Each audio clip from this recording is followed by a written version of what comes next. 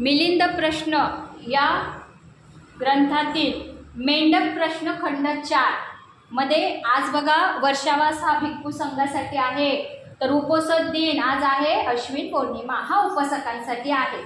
तर यामध्ये स्थविरांनी म्हणजे भंते नागसेन राजा मिलिंदाच्या विनंतीवरून 10 गुणांची आवश्यकता जी उपासकांना हवी आहे, ज्याने उपासक बनू शकतात चांगले उपासक, तर ते 10 गुण कोणते आहेत तर ते आता आपण वाचून दाखवणार आहोत।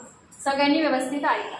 उपासकाने भिक्षूंविषयी पूर्णपणे सहानुभूती बाळगावी, धम्माला सर्वश्रेष्ठ मानावे, भिक्षूस यथाशक्ती दान देण्यास चुकू नये, धर्माचा लोप पावत आहे असे दिसून आल्यास धम्माच्या पुनर्जीवनासाठी पराकाष्ठेने प्रयत्न केले पाहिजे। तो त्रिरत्नापैकी योग्य विचारसरणी ठेवत असतो म्हणजे चांगला उपासक। असा उपासक केवळ जिज्ञासेपायी सर्वत्र प्रसिद्धी मिळेल म्हणून इतरांच्या मतात न जाता धम्माप्रती व गुरुप्रती एकनिष्ठ राहतो। असा उपासक आपल्या विचारावर कृतीवर लक्ष ठेवून असतो।